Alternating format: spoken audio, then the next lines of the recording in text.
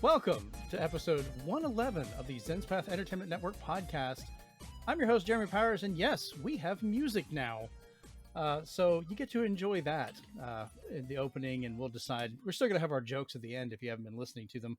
We'll probably put more, but we're attempting new stuff. Also, if you're watching the video version of this, it should look a little bit different because we've been trying new software as well. So hopefully, maybe it'll look more professional. But joining me in that hopeful endeavor, we have Rachel. Hello, and because it's episode 111, I have to tell everybody, everyone make a wish, because, 1111, but 111, so everyone make a wish. Yay. I'd like more YouTube views. Oh, crap, I said it out loud. Other people joining us here, we also have Steven. Directly to you. Oh, my God, I knew you were going to make that joke. And Chris. Hello. So we are back to having the first normal episode in a while because we've been just doing our last two extra quarters about the Game Awards, either our predictions and our eventual, telling of who got what. And we'll find out today on what we've been doing, how everybody spent their gift cards. So let's go ahead and jump into that really fast. And to start us off, Rachel, what have you been up to? Well, I've actually been playing games, which is a shocker for me. So yeah, it's very bright. But I've actually been playing games because there's a sale going on right now on PlayStation. If you didn't know, it's got up to 75% off some stuff. But funnily enough, you could buy certain games in a bundle and they were on sale in bundle form, but they weren't on sale individually. Yeah, I don't know. I was on chat with you when you were trying to figure that out and you were so confused. Yeah. Why the hell is this like this? And I don't know what Frogwares was doing, but they were doing something. So I started playing The Sinking City, which is very Lovecraftian Cthulhu thing. And all of its DLC was also on sale, so that was awesome. And it's good. It's got a lot of of the mystery puzzle-y elements that I really like, but the resource management, oh my God, it makes the game actually difficult because there's these, Lovecraftian type creatures that are spooky, amnesia type weird looking, that come after you. And if you don't have enough supplies to craft bullets, or you haven't found enough bullets, you'll just die because you can hit them with your fists and other objects that you pick up, but chances are they will kill you before you kill them. And so in the story, a flood has hit this city, and Innsmouthers has moved over there. If you know about, Village Over Innsmouth by H.P. Lovecraft, that's another thing. And because of the flood, the value of the dollar doesn't even matter anymore. Their currency is bullets. So yeah. So that's kind of wild, and it's got a lot of mystery solving and a little bit of combat, and it's fun. But I had to turn it off because I was getting frustrated by the resource management, and I just needed a different vibe. So today instead, I found another bundle that was on sale for $5. So I was like, okay, I will get the rest of the Sherlock Holmes games that I think I have on Steam, but I wanted to play it on PlayStation. So I started playing Sherlock Holmes Chapter 1, which it's delightful. It is so delightful.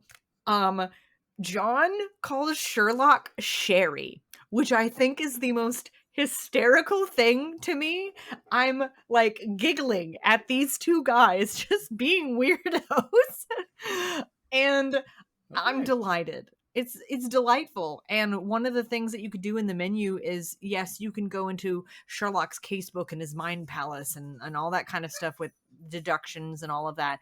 But then you can also go into John's diary, where he exclusively writes down observations that he makes about Sherry, and he's just Sherry's so cool, all this kind of stuff. And I'm sitting here John, I'm like, John's honey, slow your roll. Oh my God.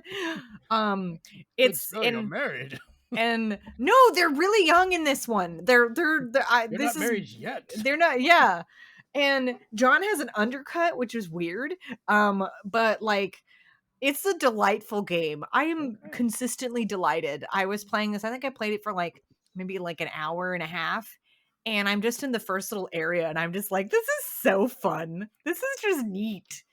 And it's got a lot of the exploration elements, the same way that the menu functions and everything that it is in the Sinking City.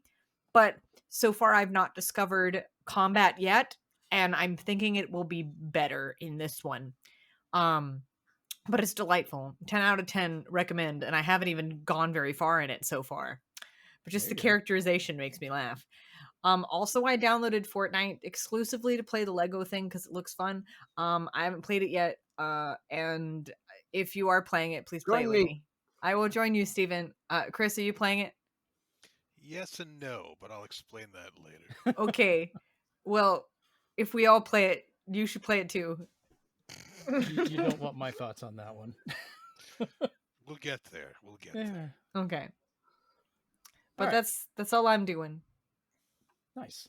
All right, Steven, because I know you want to talk about some stuff as well. Let's talk about you next. What have you been up to? The Game Awards kind of took over the last few weeks, so we didn't get to mention that we finished Dead Space 3, Jeremy and I. Nice. So I got to play it from the other's perspective and got to mess with him a lot because my character was freaking out. I just sat there and he's talking about like, oh, I see like toy soldiers and there's gifts everywhere, and I'm going, what the hell are you talking about? There's It's very cool to nothing have a here. co-op game where you kind of see two different perspectives of things, where he sees me just staring blankly into a wall while I'm in a separate world shooting these scribbling variations of my child that passed away and stuff. It's like, what? And I've seen none of this. I don't know what any of this looks like. I'm like, what the? Because I don't get to see anything from this, or even my own. He's just like, how did weird you die? thing. I was just like, I died in the dream world. Oh no. Kruger got you? What's going on? But past that, I've delved back into the endless abyss that is Vampire Survivor Adventures. It's an update that now gives storylines to some of the characters. Ooh. As you kind of playing it from the get-go again. And there was a new character to unlock. It's like a bratty looking character. And I will give a pro tip to everybody trying to unlock it. You have to go to a level that has doors, and you have to go through those doors 47 times to unlock this character. And okay, so hold on. This character is described as bratty, and they're in Vampire Survivors. Yeah. I don't know. There could be two very well-known vampires that are described as bratty, and one of them I wouldn't be More than surprised. two. well, specifically I'm thinking Willisterian, but also second, the Brat Prince himself, if you guys know who that is. That's Lestat de Lincourt, which I think would be wild. But Put it yeah, on. it was forever. It was insane because if you don't go through 47 doors fast enough, these angel portal looking things who can't be killed surround you and kill you. So that's Nice. fun. Okay. Other than that, Jeremy was updating Fortnite so we could play Lego Fortnite. While I was waiting, as a reminder to everybody, Tetris 99 Super Mario Wonder is going on this weekend if you want to unlock the music and the theme. I also jumped into, I call it Rock Band Fortnite, but it's Fortnite Festival. Even though I played with randos, it was a lot of fun. I was thoroughly enjoying it. All the licensed music, seeing Leonardo singing a song by Dua Lipa. I was like, this is weird. But whatever. I did go into Lego Fortnite, and it was probably the most fun I've ever had in a sandbox game ever. I was thoroughly enjoying myself, and I'm loving all the little personality quirks of what I've been doing with my village. I'm up to level 3, so people can come there. If you want to build your own apartment there, go ahead. I have my house built, so it was a lot of fun. I'll probably be doing that tonight again. There's something we'll talk about later that almost ruined my night, but we'll talk about that. But then past that, for some reason, I haven't spent enough money this month, so The Nintendo Online Store now has collections, and they're not game collections; they're collections for your house. Um, they're the game night collection where you can get a giant question block pillow, Oh, or you can get this snack bowl that is basically a giant warp pipe. that's cute. So, Oh shit. and they have snack trays, smaller snack bowls that are really really heavy. I showed Chris them, tumblers, and then the other day they said, hey, remember that collection you probably bought? We have a kitchen collection. So you want kitchen towels, you want ceramic plates, you want places to put all your flour and stuff. I was just like, stop. So I spent a pretty penny at the online Nintendo store. Thanks, Nintendo. I'm sure they are perfectly fine with taking your money. All right, Chris, what have you been up to? Well, the Pokemon Indigo Disc DLC came out, so I've been playing around with that, even though I did not even finish collecting the Pokedex for the last DLC. So now I'm going between one and the other going, do I finish this, or do I start this? I haven't even played that game, so There you go. You escaped, so there you go. I have to get I the lived. DLC. Aside from that, I also, to my own personal shame, have downloaded the Fortnites. And I have Peter Griffin, Transformers, and the Teenage Mutant Ninja Turtles to blame because they were all available skins. I missed out on the Transformers. I'm so upset. Yeah, me I don't too, even know but- what you're talking about. I just was like Lego. Okay. Well, that's So Why the don't thing. you tell them 1980s, what you this were company playing named for Takara hours and and- lost track of time? Okay, well, I'll get there. I'll get there. Because a couple of my friends who were more hip and with it, they got me into the shooty thing, which I stunk at. Essentially, I landed, got shot in the ass, and placed 99th. That was the end for me. Hmm. And then I tried playing Lego Fortnite, but I was all alone in my little island and didn't do very much.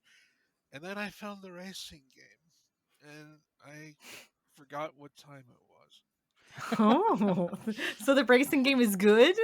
I liked I it. enjoy it. It's Okay, got I'll have a to check that very out. F-Zero kind of feel, where you Oh. can actually, like, say there is your standard on the floor platforms, and there are platforms on the side and platforms on the ceiling, so you can anti-grav jump from one to the other.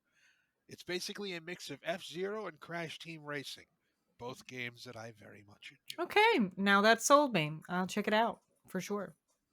Aside from that, that's pretty much it. All right. So we'll jump into what I've been up to then, I guess. I finally have been playing Super Mario RPG. I haven't played this on the TV yet because it seems like it's such a perfect little Switch OLED game that I've just been enjoying it on there. I've gotten to the point I just got Gino, so he's where I've gotten him alive. He's back in the game, and I'm about to go find him. So I'm kind of taking my time, but I'm really liking this remake really well. Beyond that, of course, Steven and I, we played Dead Space 3 as we talked about before. Once again, I will reiterate, I don't know what in the hell you were seeing, man. Some of the rants you went off, I seriously at first thought you were like messing with me or making fun of me. It's like, oh, this stuff is here. Yeah, Dude, he what was are you getting talking insulted. about? I was getting mad. I was like, dude, what are you talking about? It's like, why are you being mean to me? I was like, let me send you a screenshot of the And as soon birthday as I saw the- cake. Yeah, as soon as I saw the picture, I was like, oh, he's not kidding. This really is weird. Which makes me want to play it again, but with me on the other side now to see what the hell's going on. That is definitely a flip because like Dead Space 3, everyone always hammers home, oh, it's the one that killed the series. It's so terrible. No, actually, it was a lot of fun. Like, yeah, it's not horror based, but for a co-op game, it's great. Like, I don't see why people have that much of a problem with it. It's got the Resident Evil 6 syndrome where if you play Yeah. with a friend, you're going to have an awesome time and memories. But if you play it by yourself, as you're used to doing with Dead Space and you're used to doing with Resident Evil for the most Mhm. part, except for Right. 5, and the AI is horrible or stupid. Yeah, it's just it's gonna feel like it's not really a Dead Space game if you're playing by yourself, but definitely keep it in your circulation if it is, or in your options if it's something you can play co-op with somebody. It's still worth picking up. Looks beautiful too. The other thing I've been dealing with is this lovely situation with Facebook still. So over 2 years ago, my Facebook account was stolen. It was taken over. Not sure the exact reasons of what had happened, but they managed to get into it, swap my email address out, but then never posted or did anything with it. The account's sitting there eternally just me, but not doing anything. So I have reached out and tried multiple times to be able to get into it, but I cannot get a single human being at Facebook to even acknowledge I exist. I found out later my Instagram account, which I still had control over, can also post images and stuff to Facebook, the one that was stolen. So I would take a picture, write a note telling everybody and post it, and it would go over there saying, hey, this is not my account now. This is what's going on. Find me over here, so forth. This has been going on for 2 years, and it's been generally just frustrating. Well, they came out with this lovely thing called Meta Verified that you can get, where you pay $25 a month. Yes, I have paid this. To be verified by Instagram and Facebook with my driver's license, state ID, all that fun stuff. They have verified it is me. Mm-hmm. The stolen Facebook account and my Instagram account both have the little check mark next to it now that I am verified who I am. They still won't help me get my email changed to get back into the damn account because they were like, oh, well, we'd have to verify who you are. What did you already do? Yeah, so they're making me, I managed to talk to an actual human being for the first time in 2 years. They made me send a message to their privacy team. Their privacy team looked it over and was like, no, we're not going to help with this. Because they're supposed to have then sent me to the login team so they can change the email, verify me again if they need to, and let me into my account. Enough. Yeah. And they're still fighting with me about it. So it has gotten to the point I have already reached out to a news writer who will be looking into this as well. And she will be working on a story of this if it is not fixed, hopefully by about February of next year. She has some stuff going on right now, but I'm getting to the point. I'm just like, no.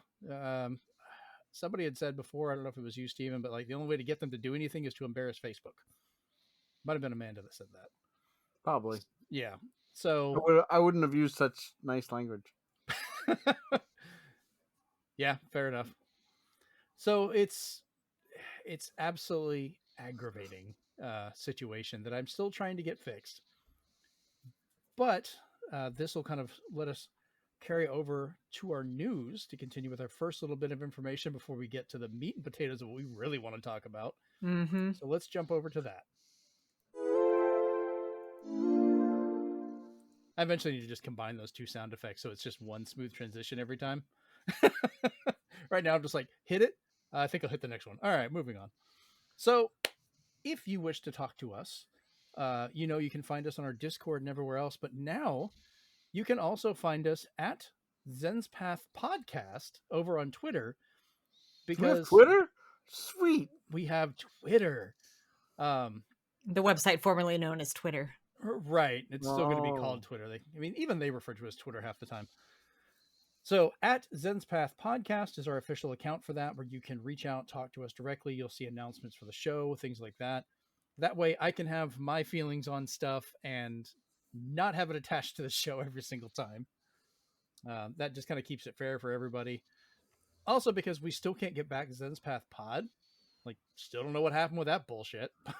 Because they will not give it back, and I don't know why. They won't let me even close it down. They said I had to, in order to close it, I can't be suspended. But they were like, if you're suspended, you can close your account. Why does social media love to just have an eternal loop of damnation? Because that's what social media is.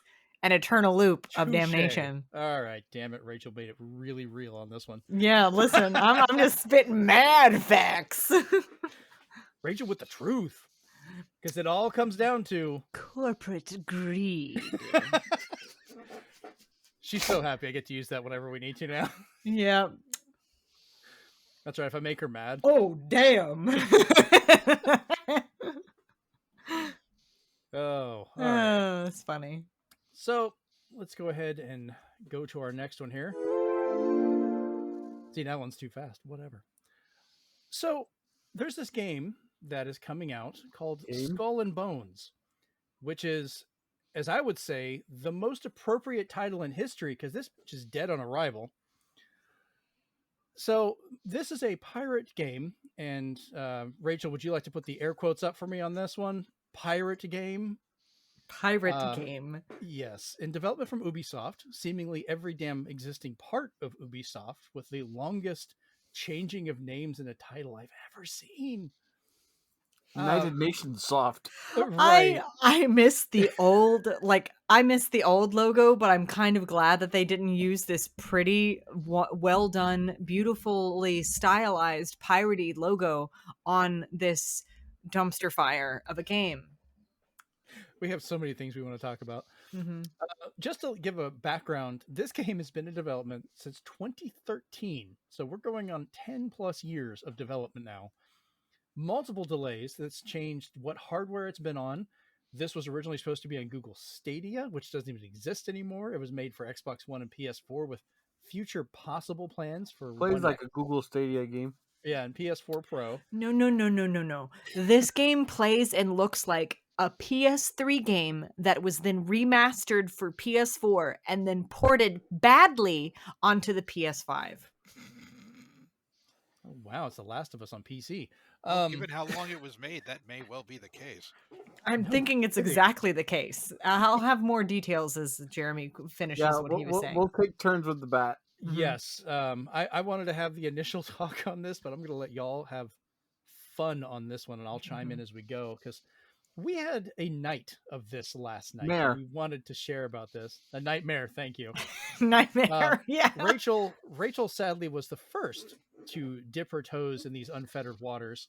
So we will let you start off on the hate parade that we have. Which, hey, this is all better co-op than that goddamn game can manage. Continue. Okay. So I get in there, and this also, I got invited to, like, you know, when you get a code, it gives you the opportunity to invite a friend to play with you. Mm-hmm. Nobody that was on my friends list or one that I wanted to play with was online at the time, and the person who gave me the code, we're not friends on PSN yet. I don't know why. I'm gonna have to talk to him about that. But anyway, I question when he gave you this code. That might have been a sign. no, he gave it to me ironically because I have been like not wanting to experience this game at all because I had a bad feeling about it, and boy howdy was my bad feelings right. So of course it just drops you into the game into a beginning sequence and tells you how to shoot the cannons at the ships. Doesn't tell you the two ways to shoot, just the one way to shoot. The little tutorial boxes pop up in weird ways, and then it doesn't. The way it explains it to you is basically like, we're going to explain it to you with the assumption that you played Black Flag. But then also, it's not quite the way that Black Flag is controlled. Not even close. Not even close. And we go, and I go, okay. And then of course all these other ships are shooting at me, and I die, and I'm like, okay, that's got to be part of the sequence. It was. And then I'm on this little dinghy boat thing, which was actually, that was better than the next ship that I got, the little dingy boat.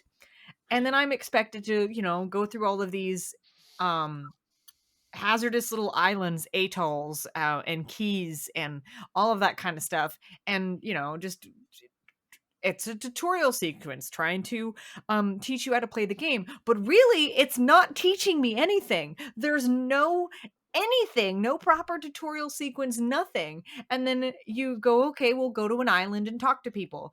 Okay, go here, there's just a hobo, and he's like, oh, I hope you weren't on that ship or whatever. And I'm like, okay, bye. And then I go to the next island, and it's just pirates being mean to me, and I'm like, okay. And they're like, well, go find the rest of this cargo and maybe we'll help you. No, even I brought them the cargo and they still didn't help me. And in the middle of all this, I have other people who are coming into the game, right? At the same time, throwing spears at me for no apparent reason. And I'm just going around trying to get away from them because I'm just trying to experience this game. And at one point I just like got into the chat and I was like, yo, leave me alone, you trash bag.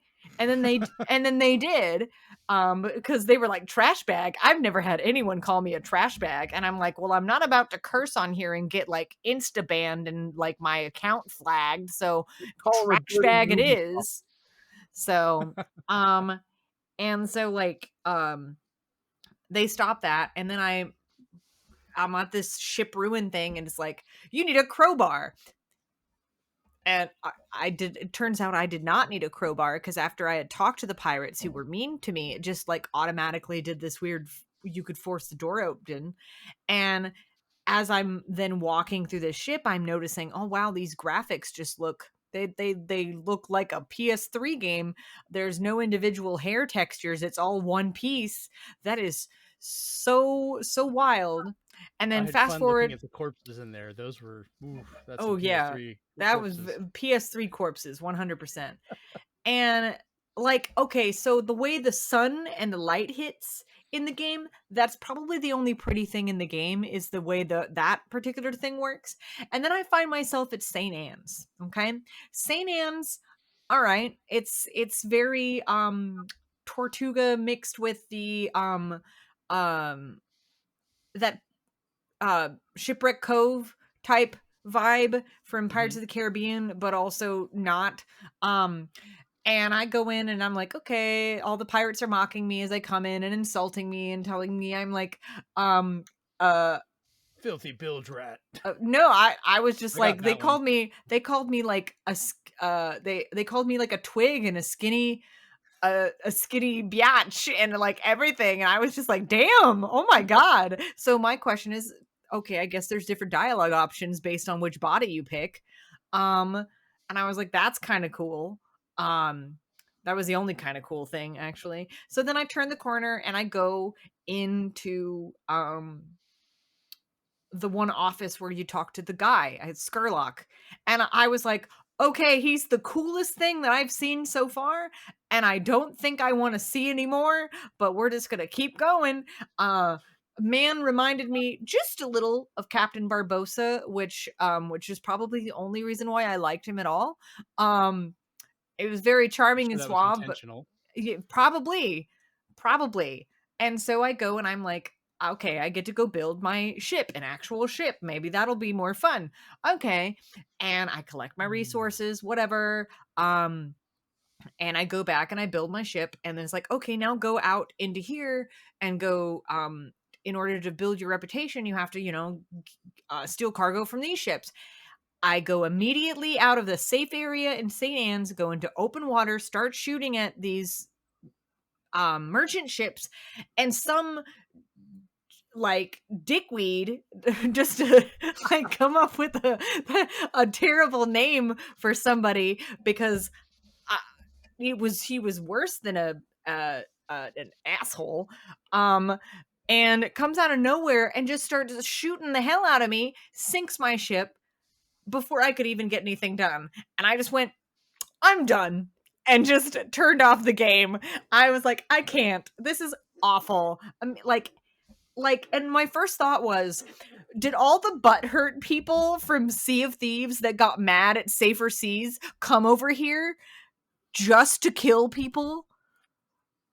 That was my first thought, and I'm probably correct. Wow. And I'm just, it was so bad. Like, another description is, it's like they took all of the fun things out of Black Flag and tried to call it a game.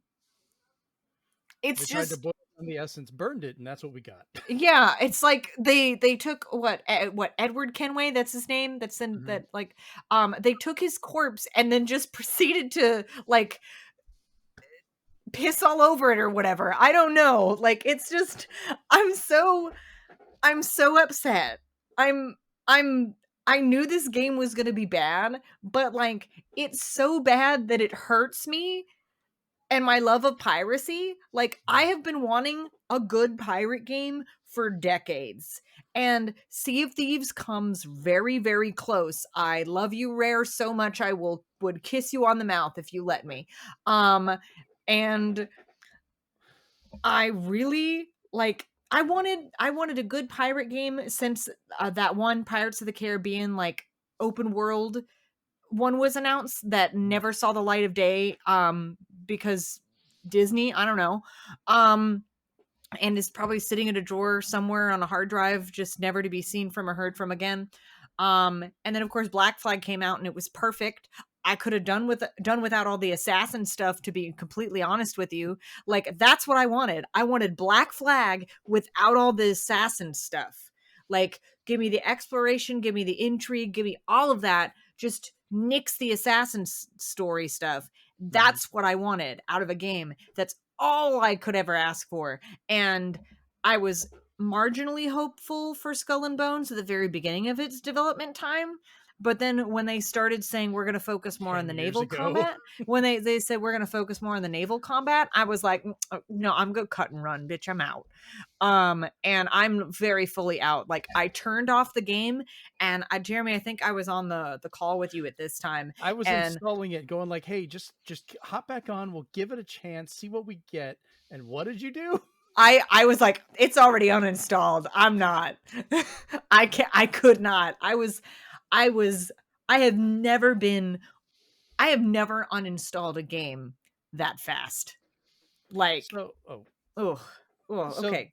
So this is why I didn't want us to talk about this during the opening section, because I was like, that would go on forever because we have shit to say. It was so bad. It was so bad. And I'm interested to see how bad it was for you guys, because I give a very truncated thing because I was just so frustrated the entire time. And I was like, this is just, I'm not having fun. And part of playing games is having fun. And if you're not having fun while you play games and you're just frustrated the entire time, you shouldn't be playing it. And that's my literal review for any game is, if you're not having fun while you're playing it and you're frustrated, don't play that game. Play something else. I had to play something else just for a cleansing. Yes, so, that's what I did. That's why I turned on the Sinking City for a whole of 5 minutes, even though I was dead tired. So after this whole fiasco, Steven and I, mine finally finished installing. I started the game to go through the atolls, the open, barely training area, to kind of figure out some stuff, noting a lot of weird glitches, graphical issues. And of course, I was playing it on fidelity mode because it was like, it's got ray tracing and all this other stuff. Bullshit. Who gives a dang? Not. I kind of do, because I wanted to see what they could do for a lot of this stuff. So I'm finding all kinds of weird graphical issues where, like, screen space reflections for the fires, like even the most simplest spot where you're sitting in the boat talking to people. Nothing complicated going on. You can look up and down to make the fire just disappear. It's really funny. We had other spots where I'm sailing along and the sun's behind an island, yet somehow where the island obscures, there's still a reflection. And I'm going, that should not be allowed, because physics says light does not go through stuff like that. Just lots of things like that I thought was hilarious. But so I played for a little bit to get out of there, and then Steven hopped on. Mind you, we found out for crossplay, you have to install the Ubisoft Connect app, which has an email address that I have not used in 14 years, and says that I can change that email address, but they have to send an email to it to verify so I can change it if I no longer have access to it. That's about how much sense this goddamn game makes. That's some circular reasoning. Once again, I have no luck with this shit. That's an eternal cartwheel of death. That's what that is. Mm-hmm. Yeah. So at that point, I waited for Steven to arrive. So Steven, go ahead and what was your beginning on this one? Because you and I, our stories are entwined in such funny ways. Yeah, I'll get to our intersection pretty quickly. Yeah, we'll keep going back and forth, I think. Here's a question for the pirate enthusiast. Rachel, how big is the sea? Very big. Okay. Now that we've put that out there, I'm playing the beginning, which kind of digging it a little bit because I got to explode all these small ships. And Jeremy's on there, and he's like, just to let you know, it's unwinnable. So try to die quickly, get through with this. And I was like, maybe this is the most entertaining part of the game. It is. So I'm shooting all these ships, and I was like, okay, maybe there's a way I can get through this. I'm in the sea, folks, and it says you're out of the battle area. Return within 50 seconds or like you lose. I was like, I'm in the sea. There's no battle area. Rachel It's the was sea. Rachel was on the chat with me when I did that, and I was like, "What the fuck?" It just ended. And mind you, when you play the main game, as Jeremy found out, they make up weather to be like, you can't go that way. There's a storm. It's dark. So Your they're just like, boat you isn't can't go big enough there. yet. So I finally get through that, and I was like, okay. And your character wakes up, looks in a puddle of its own tears for playing this game, and that's where you create your Being in this game. character. It's And such limited options, and they they're look all weird as oily hell. and disheveled because they have to be. So okay, I make a character, and I'm like, okay, fine. I skip the story because I really don't care at this point. After Neither did they. after the out of bounds, I get where I'm trying to go around, and Jeremy's just like, "Oh yeah, you're in the like you can't play with anybody area. You have to complete that first." It's like, fine, games do that. It is whatever. I We got did find I was outside the atoll, and we could not team up if he was still inside of it. I saw some of the things that Rachel talked about where it's just like, you need a crowbar. And there was actually another part I found that said, you need a crowbar level 2. And I was like, why? But I eventually got, like Rachel did, I got to get into that quest and get in the door. And this is where things got funny because then Chris showed up and he's like, "What are you playing?" And I was just like, "I don't know what this is, but it sucks and it's taking up my hard drive." So what he watches me do is, as a pirate, mind you, who's got nothing to their name, I'm just looking at all this treasure like, cool, look at all this coin I can't touch because I don't have pockets. I have a potato sack, so I can't take any gold with me. Oh no. So you go into this room, you get a key item that I don't care about from a corpse, and then With no Christian, if backstory. you want to quickly interject what the corpse did after I left. Yeah, so it's just some dude basically lying on the floor, well, not on the floor, in his chair with 2 machetes Yes. basically run right through. Mm-hmm. I thought it was Flies pieces of everywhere. wood, but He's clearly past his prime. Mm-hmm. he did. Steve took the envelope and turned around and said, "Hey, wait, I wonder if there's any loot I could get from there." Turns around, says the door is locked. So somehow, within the 3 seconds that Steve's character left, Captain Deadguts lurched from his chair, went, "Oh, there's a draft," and just locked the door, and then slouched back into his chair to We resume think. his comfortable fly For the riding next player afterlife. who goes in there. Exactly, like, "Hey, man, I only got one of these for every player. I better lock the door." So I finally leave that area, and I was just like, I need to get to Jeremy. I need to get out of here. And you try to talk to people, and instead of just not giving you the option, it just says they don't care about you, they ignore you, they just basically insult you when you try to go to any other icon on the map. Yep. I finally try to figure out the icon system of how they're working things, Mm-hmm. and I leave, and then I invite Jeremy, and I was like, okay, co-op can begin. And some of the things we did, fun fact, if you're in a group with your friends, as the tag said during the Game Awards, up to 3 players can, go on a pirate adventure together. No. No, you can't. When you die, you can either say, I want to go back to the island to talk to Huckleberry, whatever you guys called him, whatever. Skurlock. Oh yeah, the guy with Post Malone as his bodyguard. But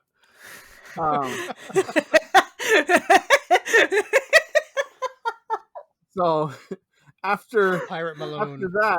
after that, we found out that if you die, it doesn't put you. If you say I want to just be put back into the sea, you're not put next to your friend. You're put like 500 to 1,000 meters away. So now you have to go back and find the group you're in. And then the whole time I'm trying to see what other things I can do. I was just like, if I have a boat, why can't I land on land? like in Sea of Thieves? Why can't I just explore the world? Why can't I get off my boat? Why can't I swim? Why is it that my pants don't even get wet? What kind of material am I wearing? You can't even walk around the boat. I cooked fish, but I'm like, what do I use it for? So I don't know, that was worthless. Finally found out because it doesn't tell you that you just have your first mate who's a moron yell at you a tutorial saying, "I hope you have enough planks to for the ship," and that means those are healing potions for your ship. Thanks, tutorials. And the whole time, Jeremy's trying to go through a quest. He's like, maybe we can't be on the ship together because my ship's too small. So if I build a bigger ship, you can get on my ship. And I was like, so far, my interaction with my group, my co-op partner, has been, do you want to trade with him or not? And I'm like, why can't I do more? Why can't I teleport or be told to, I don't know, respawn where he is because we're playing together as a group. Yeah, because mind you, there's not even an icon on my compass that tells me where Steven is. I got to look around and see if I can find if his icon is even showing up in the environment somehow, but nothing tells me where he's at. I have to pull up the map and try and find him, but I can't like tag him and have me go to him. Which, oh my God, tagging stuff on the map, you can only zoom in so far. I went as close as I could, went right over an icon for a tree I had to get, clicked on it to put the marker, and the marker was like half the island away on the other side. So I'm sitting there going around going, why can't I not find where the hell this is? And I kept looking and looking around, going around the island, going like, I can't get off the damn boat to go get this material.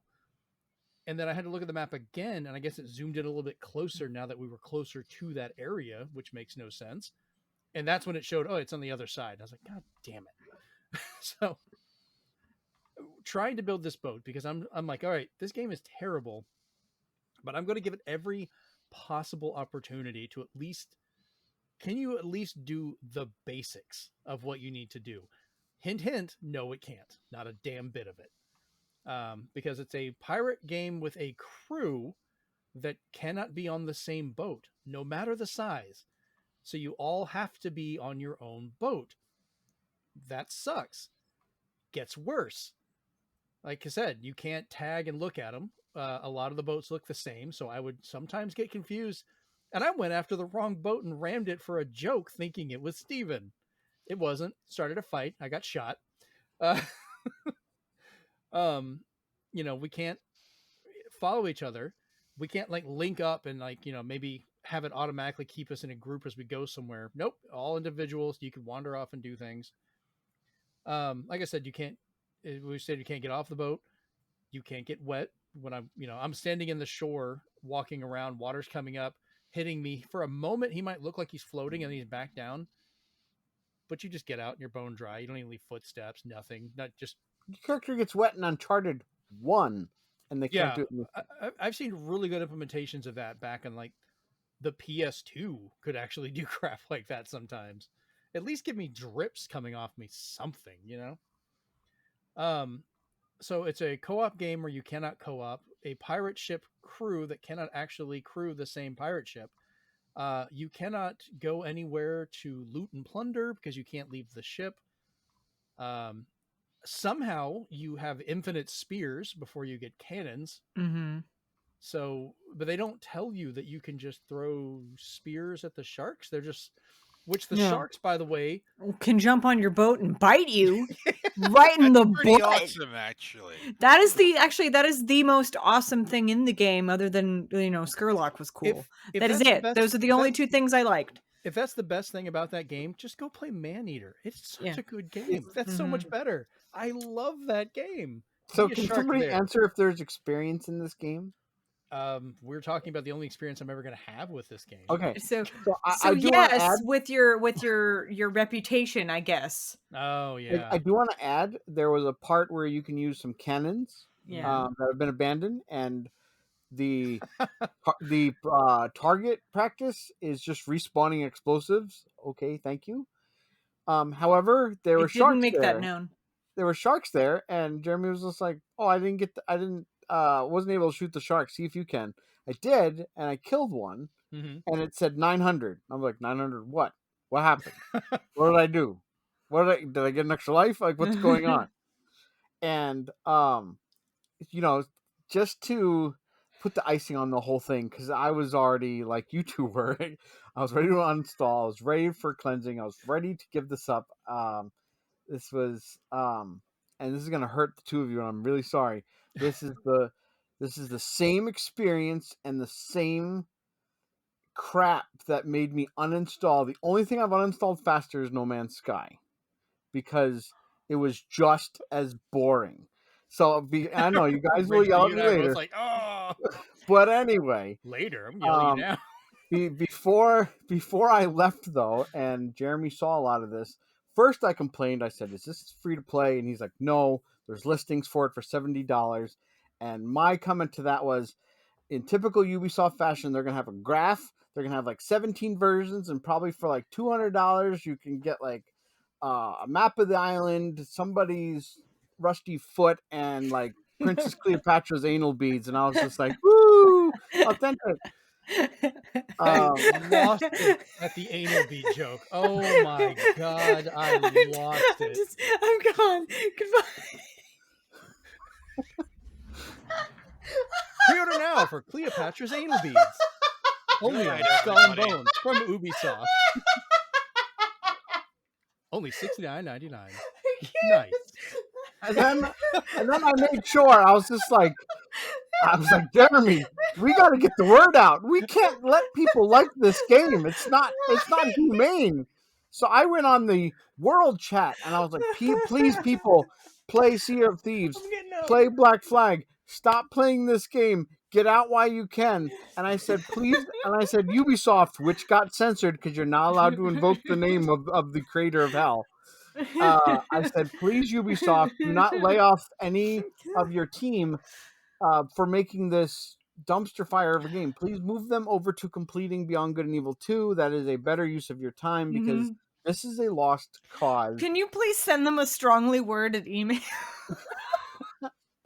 And they're just going to send you to the privacy team, and then that's going to just ignore you. And then like kind of like the remember me part of the whole night was after I had shut everything down and I was getting ready for bed. I was like, let me go on social media.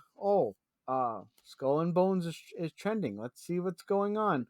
You see all the paid influencers saying like, this is the greatest pirate game of my entire life. This is the pirate game I've been waiting forever for.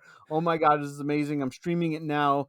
Blah blah blah. And I was just like, stop. Don't do it ever again.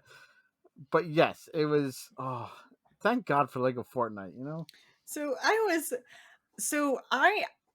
I played No Man's Sky at launch, and yes, it wasn't good, but it was still more entertaining than whatever this is. I was literally, I was bored at launch. I was very bored, but I was like, oh, well, I mean, I can just go and look at space stuff and play it for like 30 minutes when I get home from work, and then just not play it for 3 weeks and then come back and it's just more space stuff. Like, whatever. It's just cool. It's a nice little de-stress. It's good that it's boring because I'm just de-stressing and looking at space. And then of course it got better, and then equally more overwhelming because of all of the stuff that they added, and now I don't know what to do 90% of the time, but it's still fun. If you fill a garbage can, it's still garbage. We're just gonna agree to disagree. There's a reason. He's insulting No Man's Sky, where they worked very hard to improve I'm hearing is No Man's opinions. I know I'm like crossing over my rants, but he doesn't like the Muppets. That game is No Man's Buy. That's what it is. So every time I see Hello Games, goodbye. Damn. No. Wow. I was like, you're just going to make me walk around and it just use a Ghostbuster gun that has like batteries that don't work. And I don't get to see my friend for a long time. In the game. And your story is just like something made, from a Well, back that and forth. that was the only frustrating part for me, is that there was no story, and now that there is a story, I'm just like, I am now overwhelmed by the sheer amount of crap that's in this. So They yeah. basically pulled a skull and bones. No, I would never call it No. pulling a Skull and Skull and Bones I would played not. the No Man's Sky card and said, "Here's everything all at once. Have no fun." But also there's simultaneously nothing in there. Like, No Yeah, Man's Sky actually everything at you're least saying pulled is off what it was describing No supposed to Man's Sky. do. Keep going. but it's just Ugh. it's so bad. Like, It I still if have my copy of No Man's Sky. when you have like a Couple of them. really like bad taste in your mouth, and then you get this, somebody brings you something that they say is new, and it brings back just this horrible memory and stuff, and that's what happened with Skull and Bones. I was just like, I've never. Yeah, Christian came downstairs and he didn't see a smile on my face. He thought I ate something that was spoiled. But no, it was so bad. It was so bad. It was so very bad. Ubisoft, just stay with Assassin's Creed, please. I mean, I still think when you're looking at No Man's Sky, that's a small group that made the game. Yes, it was rough at the beginning, but they've worked through and done a lot of stuff, and it's been a lot of fun. I really enjoy it for all the stuff they've done with it, all the updates being free, the amount of work they've done. Ubisoft, you saw how many parts of Ubisoft were involved in this. Each one of those parts was probably bigger than all of Hello Games combined for each one. And then on top of that, I think you and I both agreed they're going to end up just monetizing the hell out of this game. There's going to end up being microtransactions in it, probably, like we were talking about. Mark my words, they're gonna probably go about face, and they're gonna say, due to what we heard about the beta, we're making it free to play with tons of live service.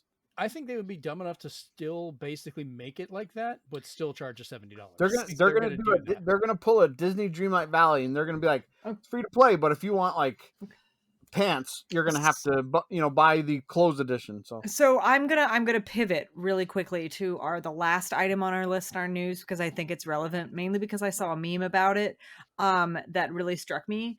Oh, okay. Yeah, so it's the Naughty Dog thing.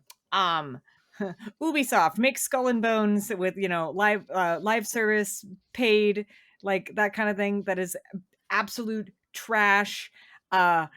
All of that kind of thing, moving toward all this live service stuff. Naughty Dog sees that and goes, we basically in their head, we got to make a decision. Can we continue to provide quality single player experiences with really good, deep story and just excellent stuff? Or do we pivot to a live, service game online thing and have that take over our entire existence? No, we're not going to do that. So we're going to cancel the Last of Us Factions online mode. Yeah. So I guess we're going to go ahead and jump to that, because I was trying to keep the stories separated for once, and we just blended them all together. But no. It had to be. It was relevant. It was relevant because it has. Funny. It was inevitable. Yes. So. Oh man. Yeah. So, The Last of Us Factions is dead now, and I guess we'll just because I'm trying to keep it consistent, but whatever. Yeah, so the much promised reason for them not bringing over the multiplayer mode for The Last of Us, when they did the remakes and ports over for that, they were like, hey, we're going to have a whole other game with blackjack and hookers, and none of that happened. They ended up deciding, hey, we're not a big enough group of people, we don't have enough folks here, as most of their excuses, to make the single player and the multiplayer. And the back and forth I've been reading about from people on this has been absolutely hilarious and just kind of aggravating. What you got, Steven? Just those things you were saying. Our team's not big enough. You fired the multiplayer team. And then you have the gall to say that. Like, where'd everybody go? It's like, you got rid of them? They're gone? They're not here? And the first thing I said to Chris when I heard the news is, I said, to quote a famous pizza delivery boy, I'm shocked. Well, not that shocked. Because if you're missing the team that makes the multiplayer, And now you're like, oh, we don't have a big enough team to do live service updates until the end of time. It's because those guys are now doing something else. So all the writing was on the wall. Yeah, and this wasn't the only one. Sony, like they had, what was it, 12 live like online games they were going to be doing, and I think they've canceled 6 of them now. So it's Like, over half of those for the live service titles are just They've gone. actually been threatening some of their studios they own, saying, if your game doesn't work out, we're absorbing you. Like, here's the thing. There was this time where, live service stuff was Mhm. really popular, and it is. Like, it It's still the is popular. future! And like they still say it's the future. But listen, there is a like a fine line. There is a balance with live service. For example, I'm going to use the Hoyoverse things with Genshin Impact and all that as an example. You don't have to spend the money and get all the gotcha stuff. You do not have to do that. People do. And the people that do spend a ton of money on Mhm. it, and they're the ones that are carrying the profits of the game. But there Yep. are plenty of people, like me, for example, that only do the free stuff. And there is a fine line of that. They know that there are going to be groups of people that spend tons of money on it, and they know that they're going to be people who don't spend anything. And there's a fine line with that. All of their games are like that. But then there's, other companies that maybe don't understand that line, and they just want to charge for literally everything. Even though it's supposed to be a live service game, free to play kind of stuff. Yeah. But like, here's the thing. I don't think companies understand, especially gaming companies that haven't done a live service game in that way before, like have not done that before ever, how much time and energy and constant like nitpicking and petting and poking and prodding and management that Mhm. kind of game takes. And that is why they get canceled. And that is why people have to shut down. And that is why, I hate to say it, layoffs happen in this case, because they have this pie in the sky pipe dream thing going on that they think, oh, we're going to make so much money off of this because, it's a service game. Well, No. they put the bet in that, oh, we'll be the biggest one. Everyone will play ours, and that's Look how at this we'll concept survive. art. Yeah, and like everyone will be involved in this without realizing there's only it's a finite market. You cannot have a game that lasts forever that everybody can play. There can only be a super tiny amount of those that are popular. Like Sea of Thieves is still doing really well with all the content and stuff they're doing, but that's not like they survive on, the microtransactions of people buying outfits and other stuff, Mhm. but that is a closed environment that's not trying to be super massive and giant Right. about that. And they're constantly adding new things and doing things like the Mhm. Safer Seas thing, the stuff that they did with A Pirate's Life, the stuff that they did with the Monkey Island stuff, which I Yeah. predicted years ago when the first little when the thing appeared in the first mission of Pirate's Life. I was like, they're gonna do a Monkey Island thing. And they were like, no, they're not. I'm like, oh yes, they are. And they did. But like that is a smart way of doing a game. And yes, even if you don't have what used to be games with gold, Game Pass, if you don't have Game Pass, like, because it's Mhm. free on Game Pass, if you don't have Game Pass, you still have to buy the game outright, but everything after that is free unless you choose to get it, like the cosmetics and stuff like that. Right. It's just everyone experiences the game the same way. There's no stats, there's nothing that's better than anything else. It's just I mean, I am absolutely delighted at what I am seeing in the gaming community, which is returning to it's returning to the love of single player or local co-op or online co-op experiences that are self-contained. Baldur's Gate is a good example. And it's just I'm loving the return to that, and I hope that continues because it's the type of games I play, and I want nothing more than for most live, like online, massively multiplayer games, except the good ones that know what they're doing, like Sea of Thieves, Hoyoverse can stay. They're fine by me because they've got good voice acting and just fun stuff. The critically acclaimed Final Fantasy 14 No Realm Reborn. Those can stay because they actually know what they're doing and they do have good experiences. But everything else, just pause, just stop for a while. We don't need any more right now. We don't need it. The world doesn't need it. Do something else. Put your time and effort towards something important, I guess. This is why I was so worried after Sony bought Bungie and was like, hey, we're going to have them help work on like all these live service games. I'm sure people inside of Bungie are going like, you guys have no idea what you're talking about. Yeah, you don't know how this even works. Bungie is struggling to do stuff, which, you know, Steve, you mentioned about that earlier. They're the company that if their numbers don't go up or if certain things happen, Sony is threatening to absorb their board and basically do a hostile takeover. Like they own the company, but they're going to take control and kind of oust the people running it so they won't have their independence as they're inside there. And yeah, that's not going to be pretty if that happens. So sadly, this is going to take us to another story of a absolutely fantastic multiplayer and co-op company that has met this fate. So Free Radical Design, if you guys remember the lovely, lovely series of Time Splitters, started on the PlayStation 2, moved over with GameCube and Xbox and things, Time Splitters 1, Time Splitters 2, Time Splitters Future. They were purchased outright by the Embracer Group, who has now decided to just shut them down. They were in the works of doing a relaunch for the Time Splitter series, either a remaster of the older games or a new one in the series. But they weren't even given the decency of being able to announce this. Their website was just completely removed one day. And then team members were posting about the fact they were all just laid off and saying their goodbyes as they could before they were shut down. So the Embracer Group, of course, you know, they have been just gobbling up companies left and right, trying to make deals over in the Middle East with, you know, getting all that money involved with it. And when one of them turned and decided we're not going to pay you the billions of dollars we were going to for some of these deals, Embracer Group's freaking out, going, oh, well, we did all this stuff because we thought we were getting all this money. And they're now having to close down so many different places.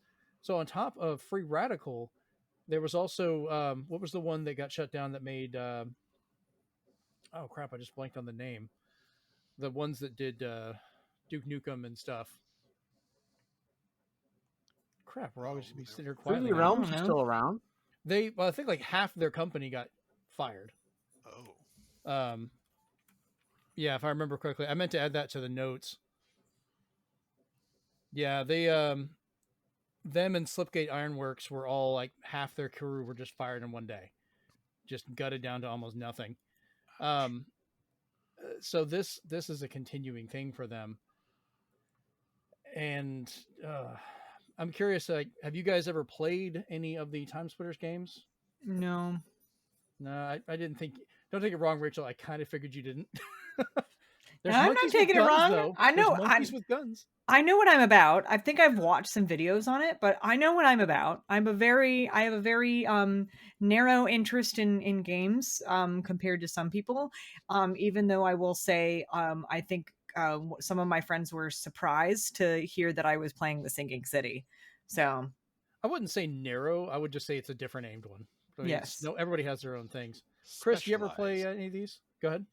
I played the second Time Splitters for a while on the GameCube, and it had a very fun feel to it. Had very more British humor and just introspection, like fourth wall, than most of those games tended to have. So it was definitely entertaining. Well, if you remember, these guys used to be, they used to work with Rare. Like, they helped make GoldenEye and stuff back then. So they were very British on a lot of their stuff. That would do it. Yeah. Steven, what about you? By this point, layoffs are unfortunately as common as shootings. So it's gotten to the point where I'm kind of desensitized to this. The only thing I'll say about Free Radical Design is, unfortunately for them, if Embracer if they have the IP or they own the IP, I feel if they give that IP to another team, that if that team puts out a good product, nobody's going to care about the original team anymore. Mm. We live in a world. We live in a society. No, we live in a world consumed by first-person shooters, and I hate to say this, but now that the market's a lot more crowded, both development and otherwise, I feel that there's teams that can do better than Free Radical Design. Ouch. They tried the modern shooter with Haze, and that was kind of the death knell for being Free Radical, and that was 15 years ago. Then they moved to calling themselves Crytek UK, and they helped with some ports and some work with Crysis, which was nice. And they ended their stint making Warface for Microsoft, which I played and I thought was pretty fun. It was just a free to play thing though. Mm-hmm. But now we've played shooters that are above and beyond what we're used to now with everything that can be done in the game. So I feel some of these people with their experience will probably move into other teams, and kind of like Retro Studios, you'll just hear about them on other teams. So they'll never be the originals, but they'll be Right. kind of, you'll find that pedigree elsewhere. So I wasn't shocked, because when you buy a lot of anything, sometimes you'd be like, why did I buy this? I don't need it. And you just let it go. Mm-hmm. True. All right. So on to our next death, I guess. So much death. So much death. So E3 is officially dead. I don't mean kind of dead. I don't mean delayed. We're not doing it this year. They have thrown in the towel. The ESA has finally decided, hey, we're not making this anymore. It's gone. Well, I'm not. So, It's not surprising. We all knew it. We all knew it was coming. It was just an official. We were waiting on an official confirmation. All of the big companies do their own things now. With yeah. Sony has their own exhibition. Nintendo has their own thing. And honestly, after the whole 2020 thing, big game shows like that kind of were on the downturn. Cons were even on the downturn. Cons are still getting back, and they are absolutely just so saturated. Cons, by the way, don't recommend going to any right now. They're too crowded. And I'm not surprised. Not surprised. End of an era. I'm a little sad about it because it was always like a week of like just cool stuff happening. I have good memories. I have excellent memories of working at ye old Stop of Game, being behind the counter. We had the TV turned on to the E3 coverage, just sitting there watching it with a bunch of like regulars and talking to each other and reacting to stuff and shooting the breeze. And those were the good memories for it. I had friends who actually like went to it and like would like grab me a few things. Like I got the absolutely massive Kingdom Hearts bag Right. from when the Kingdom Hearts 3 was there. The thing was massive. It was as big as me. I don't even know where that thing is now. Yeah. All right. So, Steven, what about you? What are your thoughts on that? Much like a YouTuber committing charity fraud, there's a part in when you lose trust that there's no coming back from it. And when E3 and the ESA got attacked, and all the journalists, companies, all that private info got released, what would make you think after that? And then on top of it, 2020, what would make you think that they're going to come back from that? So it was kind of There's like no coming back from that.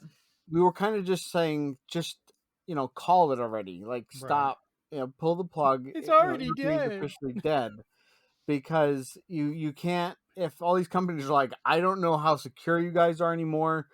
I've gone to all these other conventions like Tokyo, not me, but the journalists and such are saying that I've been to Tokyo Game Show, and all these other presentations now where everything's very secure, and they make me feel safe because I have highly sensitive info that I don't want data mined or leaked, because it's our portfolio. It's what's going to help us get investors, and we'll lose those investors if interest drops because they find out our stuff's not done, or not even started development just yet. Right. So, yes, much like most of the internet, a lot of people, a lot of developers, even Kojima himself, all had memories of E3. I was fortunate in its infancy. I went 6 times. Aw. Jesus. Because I was just like, I don't know how long something like this happens. And yeah, rules were more lax back then. If you had a website and a review that you wrote, you're in. You're in. Now they tried to bring back like, oh, we're gonna have the public for the first time. Tickets are only $1,100. Excuse me? You know how many conventions I can go to instead of yours, and Mm-hmm. still see the same big companies I want to see? Yeah, I won't see the smaller guys, Um, but the big companies will be at the comic conventions because they know their crowds will be. And on a sad note, because some of it was just writing on the wall in a good way, is there was a year I went where I both got to sit in a little tiny office cubicle, and I talked to this little company that made their very first point and click game, and they were like, "Hi, I'm so and so from Telltale. These are the games we're making. Would you want some press releases?" I was like, "Sure." I got to try out like their episode 1 of Tales of Monkey Island. They showed me Bone, which I aw, bought. I have all that. So they were like these Nice. little, two people just talking to me, sitting down, and I was just like, I'm here, and I made this meeting with you guys because I'm really interested in your product. I love point and click games. You're the guys that'll bring it back, and they kind of were the forefront of the renaissance of point and click games. And then the other one, which I said no to, is another one wanted to meet with us to talk about their new game. But they couldn't afford at the time any space on the show floor, and instead they were across the street at a bar. And I was just like, I was with my friend at the time, and I was just like, Riot Games, they haven't made anything I know of. They're talking about a League of Legends game. I was just like, sounds dumb. So I never left the show floor, and I was like, I'm not going to that meeting. So that was fun. Oof. Oops. Chris, what about you? Any thoughts on the death of E3? Well, on the one hand, E3 has been dead for a long time, and especially since the plague. As soon as we got directs, states of plays, and all that other stuff, the watching public got what they tuned into E3 for in the first place. Right. But at the same time, E3 lives on through all of that because they're using the E3 model for it. The Mm-hmm. last E3s we got were essentially closer to the Game Awards than anything else. You had Ubisoft doing dance numbers, you had Sony doing their weird instrumental walk through a church to promote God of War somehow. It got very avant-garde, very experimental, and it just seemed more like a show than anything. So E3 was this was only a matter of time. For sure. I mean, like for me, E3, like I've never got to go to one, but I've watched them since they first started as best I could. And I remember stuff like 2018, we'd gone to the Grand Canyon. It was the same week as E3.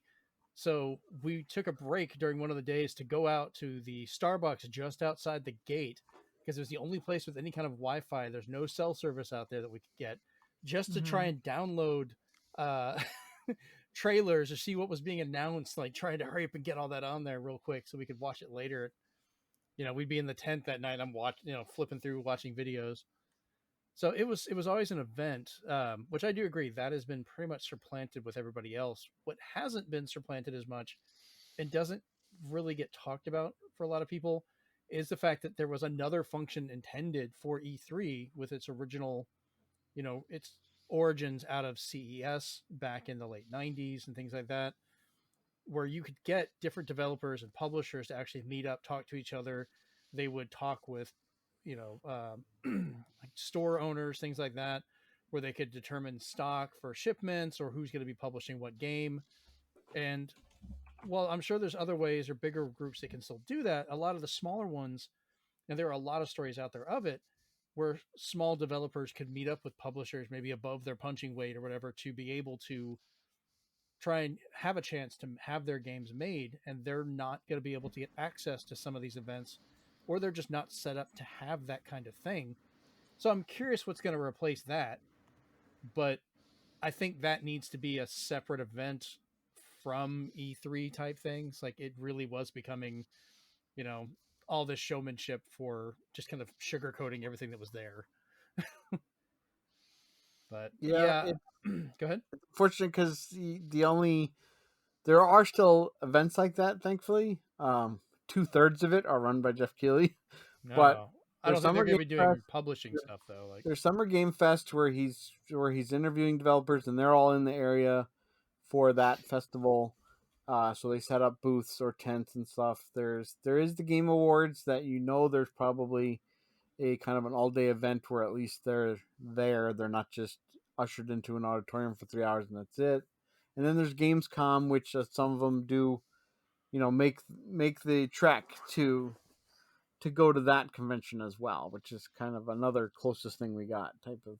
Yeah, I mean, you're still not gonna, a lot of these events are gonna have like, the purchasing guy from Walmart, looking at what publishers, how many copies of a game you want to try and order, stuff like that. Like, logistically, I'm sure they hopefully find other ways to do it. It just feels like that was kind of a unique bit where everyone would get together.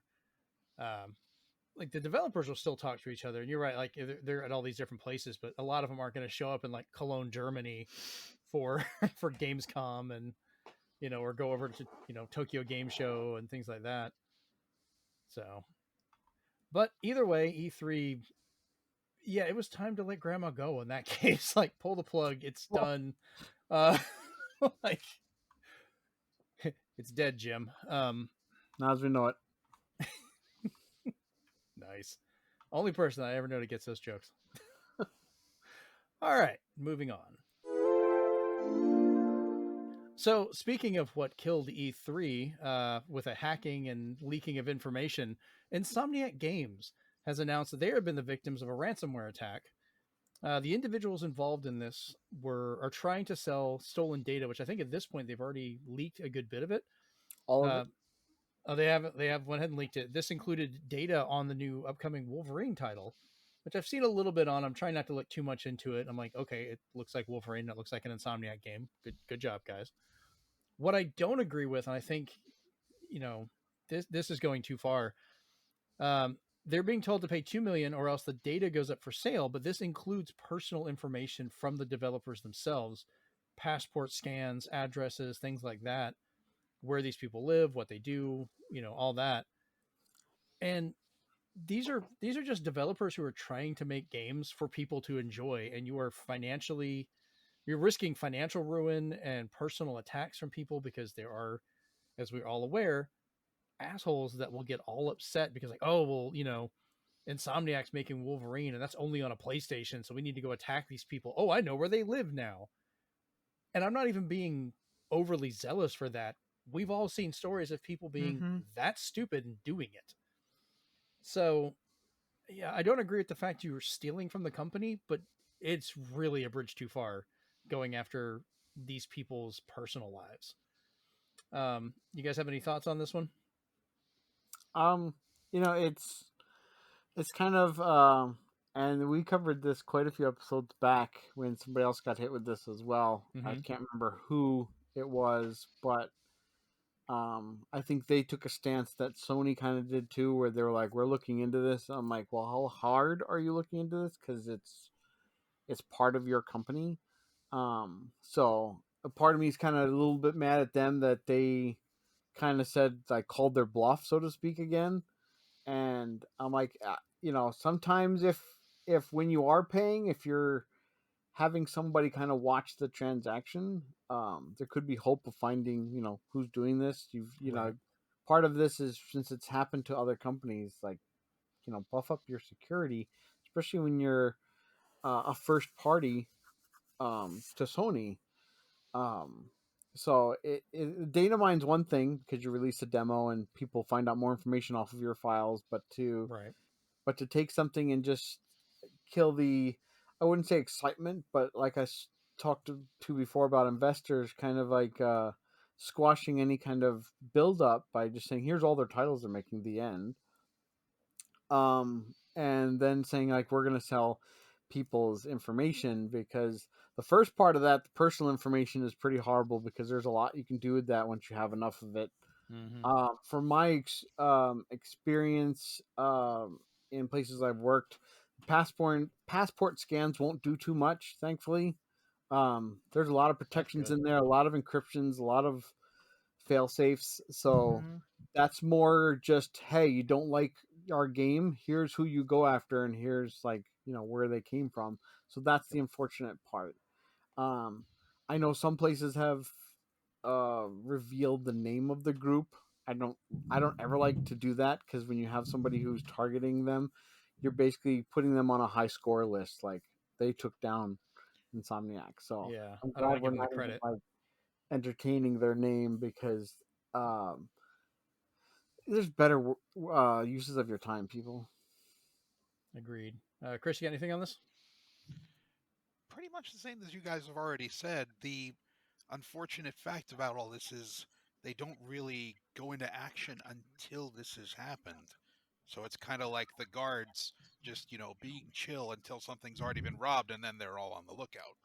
So it's an unfortunate fact of life that people just let their guard down until they can't. And the security should be good to begin with to stop all of this. Yeah, I'm sure Hopefully, Sony next will guy just know give me. them. Sony will just give them 5 years of credit checks. That'll make it all right. Oy.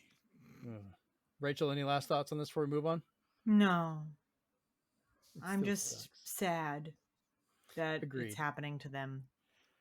It shouldn't happen to anybody for this. I mean, these people are making games for all of us to enjoy. Don't be a dick about it. Come on. Which I guess that goes for a lot of stories. They should have just hacked into the Game Awards and made sure that Yuri Lowenthal or Spider-Man won an award. Yeah. All right, moving on. All right. So, speaking of leaks, Grand Theft Auto 6 has been revealed. We had this happen a little bit while back, but we were busy doing the Game Awards stuff. But it's been released for a 2025 showing. And it was released a day early. They had planned all this stuff out for the morning it was going to release and show everyone. And somebody, which they keep being rumors about it being a developer's kid, we don't know if that's actually the case, leaked a low resolution version of it the night before it was supposed to launch, covered in advertisements for cryptocurrency and NFTs. So at that point, they were just like, all right, screw it. Here's the actual trailer. We're just going to put it up that night. And we got to watch it. My first question is most important for this. Rachel, how do you feel that me and you are pretty much going to be in a Grand Theft Auto now? I am so God, it's the one sequence where they're going through the small town that has and then there's the dirt roads, and literally, there was a picture of an intersection, very quickly, and I sent it to a friend of mine who used to work for the police force in Bay County, and I literally go, does this look familiar to you?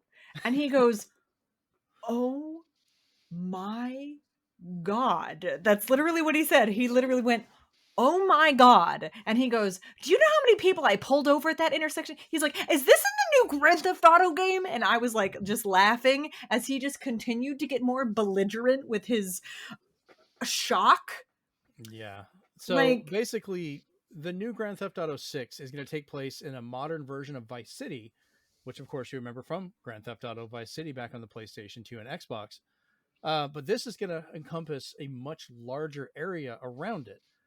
Grand Theft Auto 5, of course, was Los Santos, which was their version of LA with a massive area around it. So I'm only expecting this because it's been, 10 years since GTA 5 launched? And the size of that, I mean, it was a 360 PS3 game, and then we've already been re-released twice. And I've bought it more than I like to admit. But this one's going to probably cover an even larger area. I don't think some people are like, oh, it's going to be the state of Florida. No, it's not. That's a lot more space than you think it is. It will be truncated down, but it feels like they picked it from different areas. So part of it seems, I'm wondering if it's going to be down in the Orlando area. Vice City, of course, is Miami. We're gonna have. I'm hoping there's like a mock version of a theme park. That would be great. Mm-hmm. Probably poking fun at Disney. There's parts of it that look kind of like Panama City Beach or Daytona Beach. Like way too much like it. Like I'm trying to think of the. I'm gonna look it up. It gave it a name. Oh, okay. So I'm looking it up. Come back to me. She's muting and typing there. Steven, I will go to you first. What are your thoughts on this one? It's gonna come out. It's gonna come out in 2026 because GTA 6 in 2026 sounds better. Yeah, just delayed another year. And I think they're still watching their financials on 5 because they announced more special events recently. So I think they're waiting for like the sales to finally dip because it hasn't. This thing's made more than the Titanic movie, it seems, at this point. But I'm still a little bit disappointed because you can't really tell. Yeah, if it's in engine or if it's gameplay, and right now it's just fluff to make people try to pick apart the trailer. And I was just like, you don't know if anything's gonna be in there. The location is now locked in, so go ahead and go crazy. But in terms of like what's going on or how it looks, I will have to say Digital Foundry, like sometimes Okay. they go through this stuff. They did do a really good deep dive into the trailer and kind of showed like, yeah, this is all running in real time with like certain errors or things happening as things are being rendered or as it's going. Like, will it run consistently? But like, we do know it's running in engine. It's in engine, but it's basically a tech demo of sorts for me. Right. We're still like 2 years out at least. I have information when you guys are ready. And then my biggest thing was they have an extremely high bar to hurdle over right now. And the biggest thing that I think is going to hurt them is, for some weird reason, people are expecting this game to be a locked 60 frames. Oh, they've already said it's going to be 30. There's no. I know, but they said no. If you're going to come out this late, and the rumor is that we get the next expansion of systems during then, is we need to be guaranteed 60 frames. It's already pretty evident that we're not getting a PC version for a while. But people at this point are now saying like, I expect 60 frames, and if it's not, what's wrong with Rockstar? I'm not going to get into that one. You don't need 60 to everything, people. Get over it. Rachel, what'd you find? Okay, so here's the information, and this is actually from, weirdly enough, and this is actually why I trust it more. It's from a sports website. Okay. Like, it's just the article that came up first. I'm so confused. Yeah, I know. I was just as confused as you are, but it's actually really well written. But it was confirmed at like, it's in the fictional state of Leonida is what its name. Oh, yes. I do remember seeing that. Yeah. Leonida, which was confirmed at Take-Two Interactive's press release. Mm-hmm. It's in-game counterpart to Florida, where I live. I think they called that back in Vice City as well. Mm-hmm. And there's some uncanny references, of course, to Florida in the trailer. So obviously Vice City is the Grand Theft Auto counterpart of Miami Beach. Biggest reference to it is the in-game version of Ocean Drive, one of the most famous places in Miami. And then there's not only going to feature Vice City, of course. They all have the iteration of the Florida Everglades, flamingos and all that kind of stuff. It's a wetland inhabited by alligators and such. What that area is going to be called in game is unconfirmed, of course. But there was, of course, the small chain of islands, which is supposed to be resemblant of the Florida Keys. Mm-hmm. And then, of course, it says a similar area that seems to have been cut from Grand Theft Auto Vice City, because it was cut from it, apparently, but is referred to as Gator Keys in some in-game advertisement, so that might come back up. They don't know if the same name is going to be used or if it's going to be something else. And a location that was mentioned in the leaks but seemingly didn't appear in the game's trailer is a place called Port Gellhorn, which is reportedly based on Panama City. So God help it's us. like, I'm literally, this will be the first Grand Theft Auto game that I buy since the ones on PS2. I want to see So their like, version of MTV have their version of Spring Break here. like I am just like, someone posted like a map, so like it's not going to be necessarily like all of it, the whole state of Florida, but it's going to be a big old portion. Yeah, we'll have to wait and see where else that one goes. So excited. So, Chris, what about you? What are any final thoughts on this one? I've never been big on GTA, but if Fair enough. people like it, people like it. I stopped at Saints Row 2. That was my kind of GTA. Okay, fair enough. All right, let's move on to our last story of the night before the big question. All right, so have you guys heard about the super exciting, wonderfully promised The Day Before from Fantastic? You mean the most wish list game on Steam? Yes. It's supposed to be the biggest multiplayer MMO out there, with people being able to just roam these giant, massive Who environments. needs Last of Us Factions? Give me this. Yeah, it's all these promises, basically, and then you have that banker from South Park. We're going to do this with it. You're going to have ray tracing and all this stuff, and it's gone. We've closed the doors. So The Day Before has gotten one of the few times I've seen IGN give a 1. Hey, guess what? They can actually review that correctly.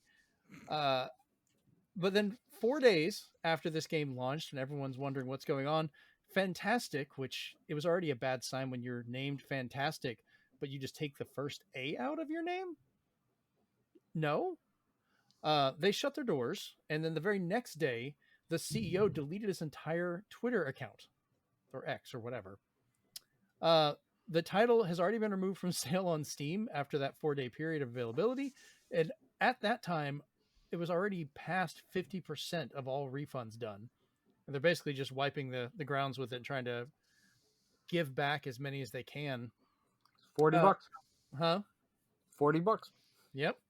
Fantastic stated they are using all of the money from the sales to pay their debtors and are stopping after that. And then their official account made one statement, and this is an actual quote: "Shit happens." I open the floor to you guys to say something. Who wants to jump into this first? I've seen enough people play it and rightly attack it for it being empty. Plenty of allegations, but that's all they are, allegations. Unless you're giving some photographic evidence of stolen assets and all that stuff, we don't know that for sure. Yeah, I don't think it was stolen assets. People were talking about that they were store-bought, and I have no issue with people having store-bought assets. They're there for a reason. People might make models, they put them up for sale, people buy them and use them. It happens in a lot of games. It's not like an asset flip where they've taken a game, retitled it, and gone through. Like most Still of Nintendo eShop. But Not wrong. but He's yeah, not, yeah. it's, I didn't follow the company side of it. I know the Discord on the last day had the scam word a billion times and basically looked like a college frat house at the end of the party. So it was a wild ride. It was fun to see people play it and be like, what? Of what they went through. So if anything, it provided the non-buyers with some entertainment, and the rest, I'm hoping you got your refund, because ew. Yeah, that describes my whole thing with it, because I didn't even know about this. I legit did not even know about this game. Not even the day before? No, not even at all. Nothing. Steven. Nothing. No information. Steven. I know, I got it. I'm ignoring it. And so I saw this article and I was like, I don't know a dang thing about this game. I don't know anything about it. And guess what? It's already gone. So I don't care. Like, man, I mean, the devs got paid anyway. So, oh well. Oh, Yeah. I'm yawning. So, I mean, congrats on the fact that they've made Skull and Bones look better by comparison. not really, but you know. I mean, this. And you made one works. more game than Free Radical did in 2023. Oh, jeez. Chris, what about you? What are your thoughts on this? I didn't find out about it until the day after, so I knew that I joke have was coming. no idea. They pretty much just they strung along a bunch of people that wanted more zombies, more shooters, more shooting zombies. It I worked, like it. and then it didn't. I feel really bad for the people that got stuck in there. I have seen their Discord, pictures of it at least. During the falling of the whole thing, people were just writing scam over and over again. They actually made a little press release talking about how, we made this for you and screw the haters and all that fun stuff to deflect. Give it time to sink in. Yeah, Like time their to final sink in. state- 4 days. Time enough. Rip. But Yeah, like their final statement of shit happens. Yeah, read that press release that Chris is talking about because it's hilarious. They're saying some people aren't giving us a fair shot. Yeah, themselves. So yes, it's a shame. These things do happen, unfortunately, but that just means that everybody else has to be more diligent about this sort of thing.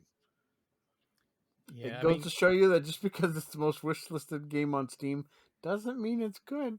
Well, the funny thing is, this was one of the games that was unveiled at the Game Awards. It was shown off and touted, I think, last year or something like that. As this great upcoming title. I'm like, oh, they're not going to mention that ever again. That one, for some reason, didn't show up for an award or suggestion. Like Konami at the Game Awards, never seen again. Right.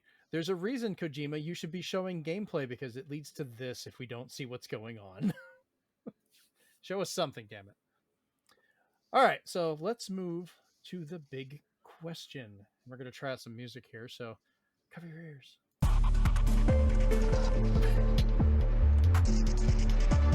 Steven just really, really wanted this music. Let's quiet it out there. It sounds like we're trying to do CSI work. Like we're in there trying to solve like a crime with a lab. It's all intense. This is intense.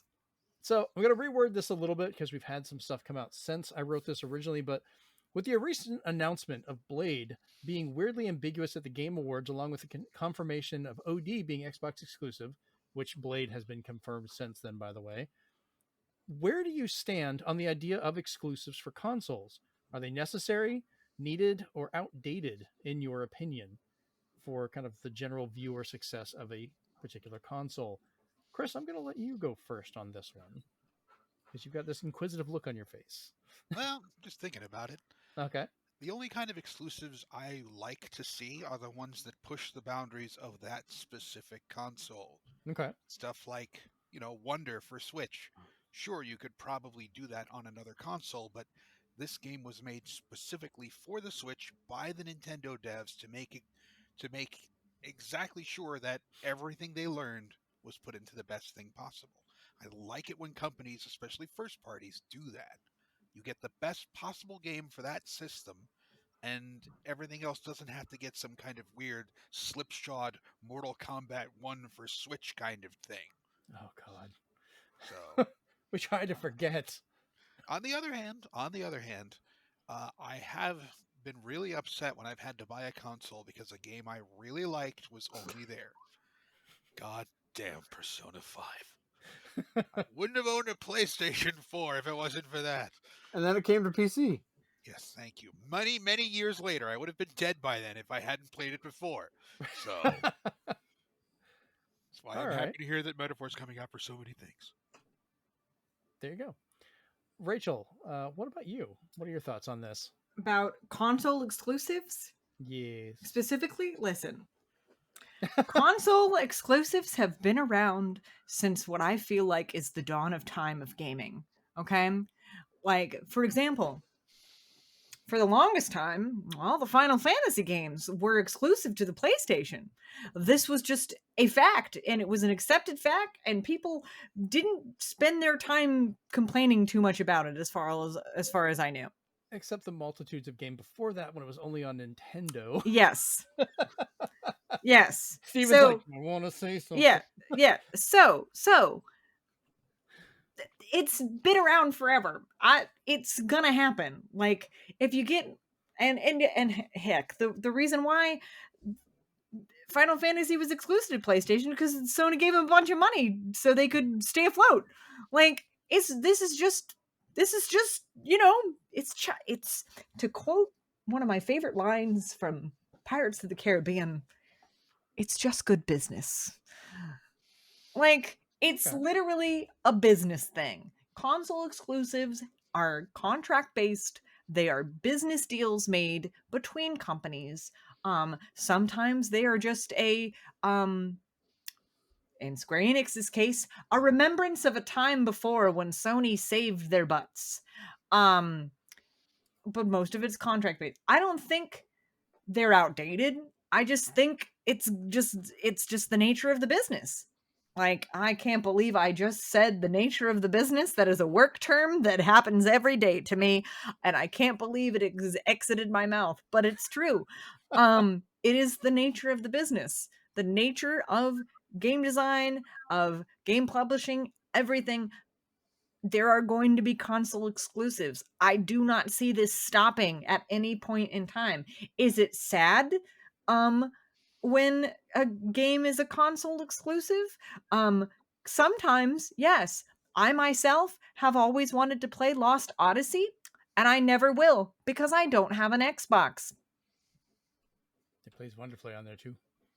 I'm sure it does, but I'm not going to go out and buy an Xbox just to play one game. That's why I am kind of happy with the fact that a lot of things don't necessarily seem to be just an exclusive. They have what's called timed exclusivity, which I think is a better model.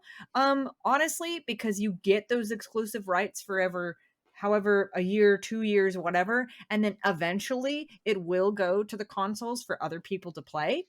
I'm gonna have something to say on that because Yeah. I think that's been pushed absurdly beyond reason. But I do think though that anything beyond a year, maybe a year and a half, is a little too long for timed exclusivity.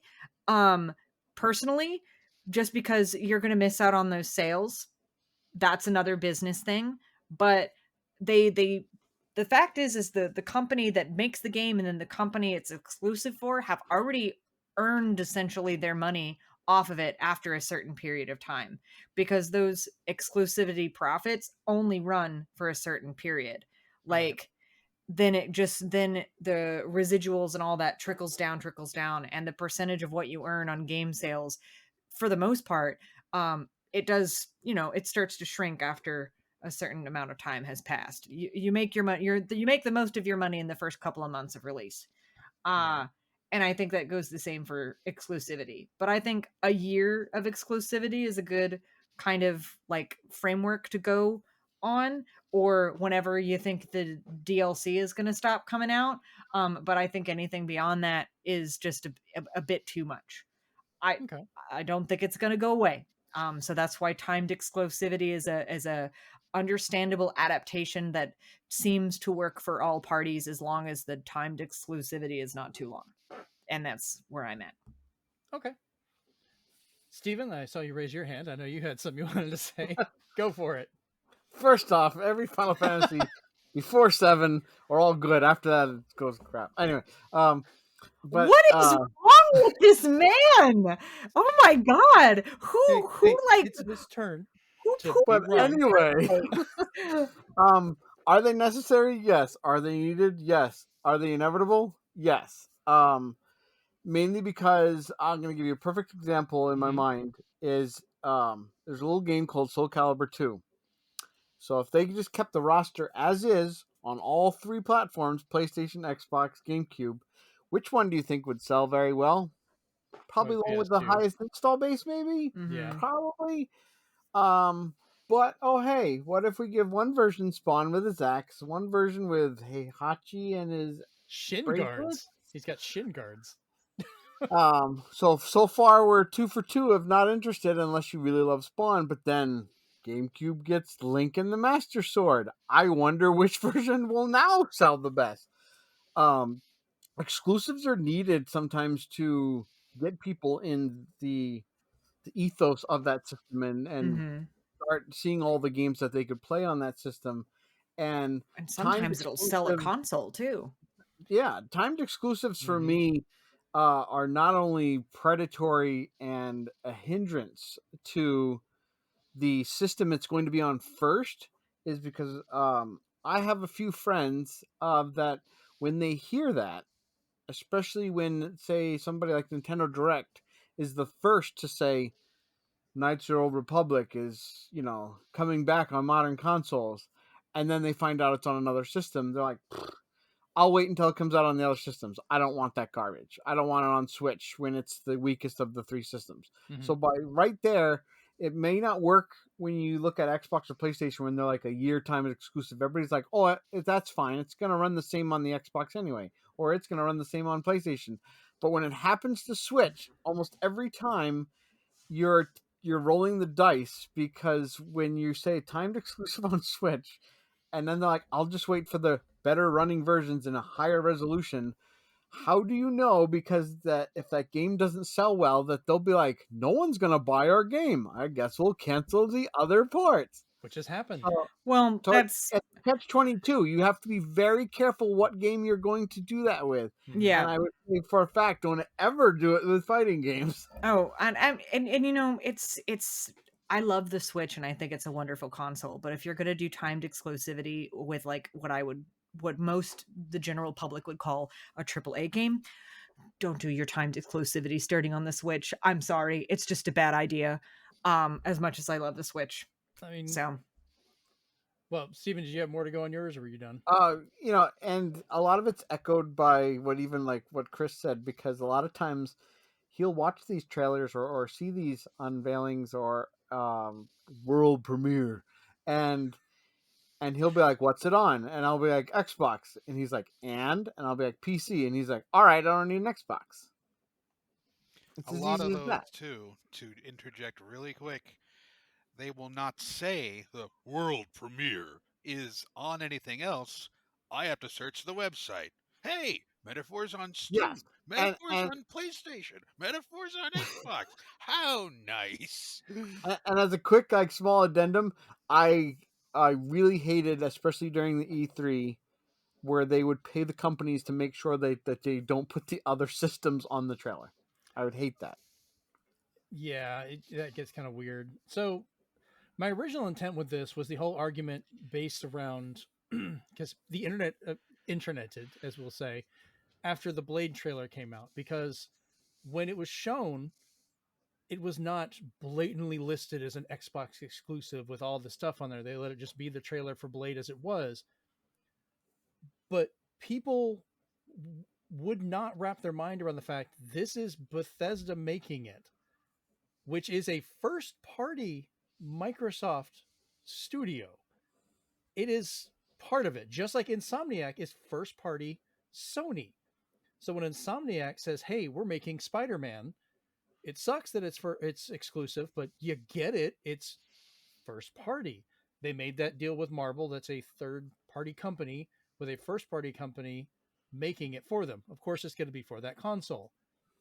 But the flip side, people were screaming at the moon in anger and frustration of how unfair it was that Microsoft would get a Marvel game just for them, How that dare? it should be on PlayStation. And they brought up the argument, well, it should be on PlayStation because they're throwing away the sales. There's more PlayStations. And I would argue, as you were talking about, Rachel, with the Switch, why can't it be on the Switch? That's a larger by a magnitude than the PlayStation's market.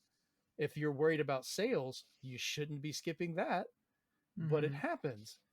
And first party companies, yeah, they're going to make exclusive games. That's kind of the point. Microsoft is the only one being nice enough, at least, where certain titles are being shared. They could have pulled Minecraft from everybody when they bought Mojang, but they didn't. They kept it out there because they felt that was what to do. And we all have heard the arguments, oh, you get a PlayStation because there's all the exclusive. Don't get an Xbox. There's no exclusives. But every time an exclusive gets announced, people lose their damn minds. It's hilarious to me almost. Um, but I never liked the idea of third parties going exclusive unless they had a particular reason. There are third party Switch titles that are really good ones that use the hardware in a fun way that I'm like, okay, I get why that's on there and that's exclusive. And I've even seen where those did eventually get ported somewhere else and they were worse situations. That happened on the Wii a lot too, where a Wii game would be exclusive for a while. The PlayStation would eventually get it when they ported it, and it was way worse. What were the Are you telling me the Grasshopper games? PlayStation Move wasn't a good alternative? Yeah, if they even We're not use going to that. talk about that. Yeah, but so stuff like you come out with like Final Fantasy 16 saying, oh well, that can't be on anything else. We're going to have it exclusive. It's a third party company making that deal. I can kind of get why other places are kind of iffy about it because it just feeds that argument, one way or the other. I feel exclusives, as I would I ask the question, are necessary asterisks when put in there because I agree, Rachel, with the whole timed exclusive, a year, 2 years tops. But there's some of these games. Persona 5 was like what, almost 2 generations of consoles before it went anywhere else. Mhm. That's not a timed exclusive. That's an exclusive that eventually showed up somewhere else. Yep. That's not that does not work. Ultimately it's up to the company. It's up to the company that produced it. Like, Well, what about that's their choice, and especially with like Persona. The people who made Persona, they are primarily a Japanese company. They are. They 100% are, and the more successful, more played console in Japan is the PlayStation Switch, and the Switch. So, but which at didn't the get Persona time, for years. at the time when it was when this game came out or was coming out, the powerhouse was still. I mean, it's still Sony. How do you feel about the fact, like during the court cases, it came to light that they were putting in their contracts, we'll help publish this game, but you're not allowed to put it on Xbox. You're not allowed to put it over here. We're going to contractually say you have to have it here. That's not an agreement with the company. That's like, if you want to play in this playground, you have to cut them out. Like that's not an exclusive. That's a strong arm of a larger group trying to squeeze out competition. And I get that happens sometimes. I completely get that. For a game that they know is going to be successful, I can understand them. I literally, from a business standpoint, understand the reasoning for strong arming like that. And it's a sad fact because it does, in some respects, limit your profits. But I do understand why they'd strong arm. Is it good? Is it right? No. But from a business perspective, Yeah. Steven, what were you going to say? Talking about the court case, and I will give a little bit of credit to Sony. I think, of course, in courts, things can be twisted, turned around, misinterpreted, what have you, without enough research. And I don't know if I necessarily believe that part about Sony, only because I believe that they just kind of gave more of the bully answer when in actuality it's probably that they could have said, if Sony wanted to publish it on another system like MLB to get more money, they could. And it was the same, because it's the same principle as Bayonetta. They asked Hideki Kamiya until he blocked everybody on Twitter that when's Bayonetta coming to a system that can handle it, and he's just like, Nintendo paid to get this developed and finished. If you want it on other systems, ask Nintendo to publish it on those systems. Simple as that. Yeah. But not simple. Like I said, I think that's one of those cases where it was more of a unique situation with a third party where, the game would not have been made without that or was needing that ability or piece of hardware for it. And I've seen that on all the different systems in one way or the other. Like that's not a new thing, nor will it ever be an ending thing. as long as gaming is a thing. So that's just kind of the whole. I just wanted to discuss that whole point of exclusivity and how it's kind of viewed in so many different weird ways by people, because it's become just this stupid fight about things. Mm-hmm. Like you have legitimate reasons for going like, well, I would like to play that. It's normally a game that's available and all this stuff. Like even with Final Fantasy, the past couple of Final Fantasies have been on multiple hardware. Mm-hmm. I played 15 on a 360 Mm-hmm. or Xbox One. Sorry. Mm-hmm. I was thinking about 360 earlier and completely got that thrown off. Let's face. Okay. Rachel's probably like, no. That's why I just went, mm-hmm. He wrong. Yeah, Xbox One. I played it on an Xbox One. Yeah. But I played it and I enjoyed it. And I understood why PlayStation got it first. But it was not really a crazy amount of time before the Xbox got it later. Right. Now, we're getting stuff with like Final Fantasy VII Remake. I would like to play that to give it a shot, but I don't want to have to keep buying, all the other stuff to get it. For one, they keep releasing different variants of it. Like I was going to get it on PS4, then the PS5 edition came out, and I'm like, just let me get it on an Xbox and I'll play it. The PS5 edition was, I just put my PS4 disc into my PS5 and it just downloaded the new one. I guess I got it at the... Yeah, but then they had where if you did that, you couldn't get certain things on there that were only for the PS5 version, or if you'd gotten it through PlayStation Plus, they wouldn't allow you to get these. It was weird when I was looking at that. Yeah, I had no problem. All of my stuff was the same. I didn't miss out on anything, nothing. So, yeah, I don't know. It's still a weird one with that, but just the games should have a more reasonable time period if you're going to do something like that with a third party, or be honest about it. Don't just keep coming to a later. I think that's the worst part of making people wait is adding on your trailer saying, "Oh, it's timed exclusive," but not saying how long. And then now we're dealing with a second generation of consoles waiting for the same damn game. When give them a year or two and it would have made more sense. It's like I said, I'm one of those people that I'm just used to the exclusivity thing. So there are times where I get marginally annoyed about it, but I don't like get super butthurt about it because it's just a thing that's always been around in gaming to me, and I don't expect too many changes. I don't like to use the term butthurt with people worried about that because you're playing on a PlayStation, you're in that environment where you get to have those exclusives. Yeah, and then saying, "Well, you guys don't have it," you're butthurt, and you're just that doesn't really work out. But then you have the flip over with like Blade and people. Oh my God, the articles I saw even today, there's people trying to claim Xbox is bending the knee. We found evidence they're going third party and they're trying because they're one of their games from a smaller publisher they have. They're like, yeah, we're going to let that one go on PlayStation. And they're like, oh, see, this is proof of it. And I'm like, oh my God, you guys calm down. Yeah. Skull and Bones won an award for best multiplayer. Oh, Jesus Christ. It's the best pirate game we've ever played. Well, there have been times, of course, like, here's a good example. So you remember when E3 used to be going on and, each company would have their own showcase, right? Yep. And I'm going to use Tales. I'm going to use Tales of Vesperia as an example because when they dropped this trailer, they dropped it specifically at the Xbox conference. The reason why? Because Tales of Vesperia was originally in the States and exclusive to the Xbox 360. That's why they announced it at this particular conference. I'm a big Tales fan. I love the Tales of games.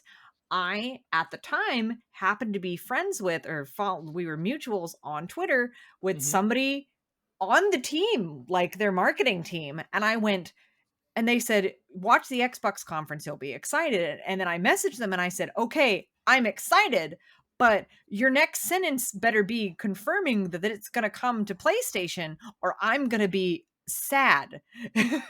And they said, no, it is. We had it here because it was originally an exclusive for 360. And I go, okay, all right, cool, awesome.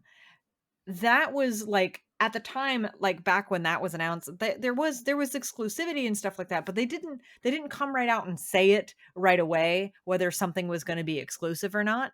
Right. They just, if it was announced at that particular like that particular conference, it was just Mhm. kind of understood this game is on this console until otherwise stated. They waited till later. They didn't do a big hullabaloo I about think it. at the Now they're usually doing with a marketing, it's hullabaloo at the always same time. confusing. Yeah. Yeah. Well, now they're doing all of it at the same time. So I kind of miss that where yes, we announced it at this, but we're also they kind of did it as like a bit of an afterthought, which I felt took the spotlight off of that particular thing, which is why a lot of people didn't get all up in arms as much about it as they are now. So Yeah.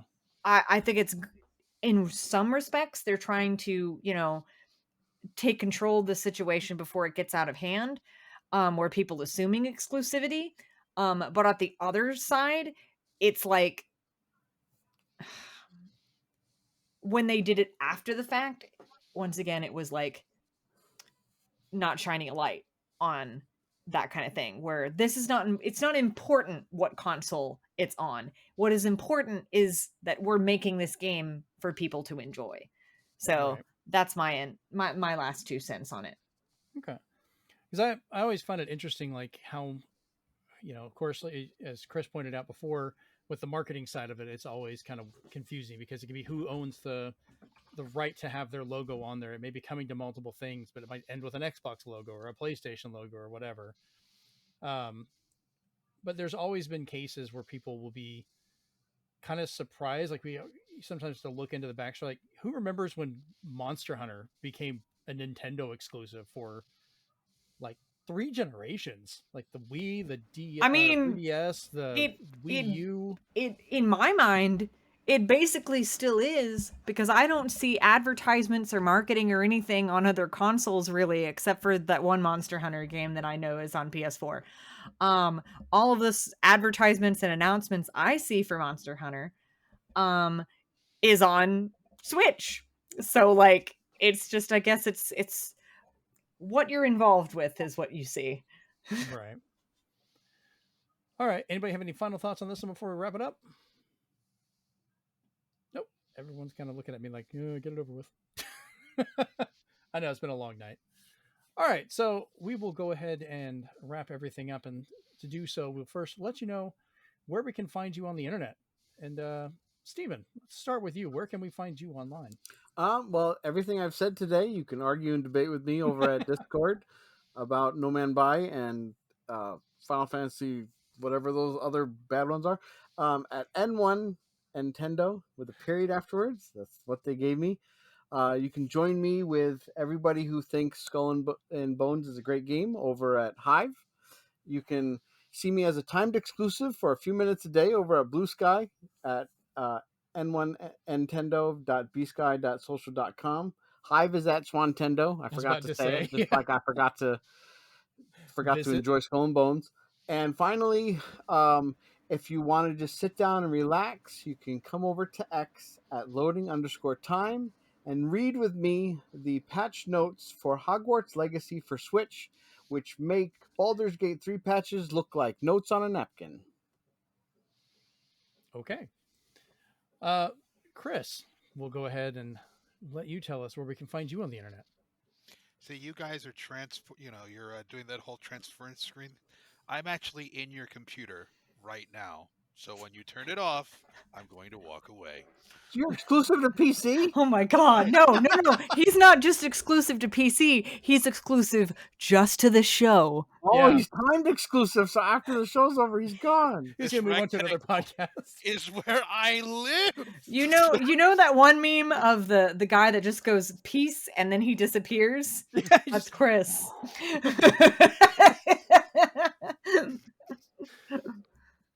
No, he's a podcast exclusive for us. That's going to be the case. Yep. I won't share him.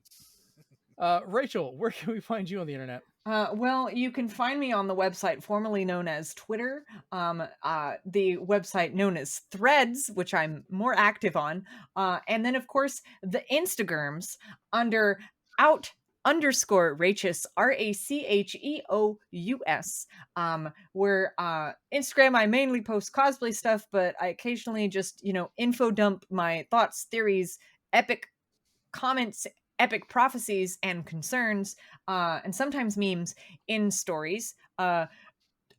Twitter and Threads are mainly fandom hellscapes for me. So if you want to catch my latest fandom commentary on things like Supernatural and all the other things that I have brain rot about, go on there. And then, of course, I am on Blue Sky, where I post absolutely nothing unless I have nothing better to do. And that is outrageous without an underscore. And then sometimes I stream on Twitch. I was going to do that today, but I got distracted by Sherlock Holmes being called Sherry. So I did not stream, but that's twitch.tv/outrageous. So go to any of those places to watch me be a meme and listen to my brain rot. So yeah, here I am. All right. I've been your host, Jeremy Powers. You can find me over at Blue Sky at Zenspath.com. Instagram and Threads is at ZenspathCom. Twitter, Hive, and Discord is at Zenspath. And then if ever I do eventually stream, which I'm still working on the date and time with Steven to be playing some old Hideo Kojima game he seems to like, whatever it's called. You can find us, or find me and him, over at twitch.tv/ZenspathCom. Or I'm sorry, just /Zenspath. I then went down to the YouTube one. If you're listening to the audio version of this show, you can find the video version at youtube.com/ZenspathCom. And if you're watching the video and would like to actually download and listen to us, you can find us over on Apple Podcasts, Spotify, Amazon Podcasts, wherever, as well as zenspath.libsyn, libsyn.com. And then lastly, if you want to reach out to the show itself to talk to us instead of just one of us individually or ask questions, at ZenspathPodcast over on Twitter. All right, this has been episode 111 of the Zenspath Entertainment Network podcast, and we're out. Peace. The console wars is a social construct. We're a temporary exclusive over on the audio version. Later, we come to YouTube.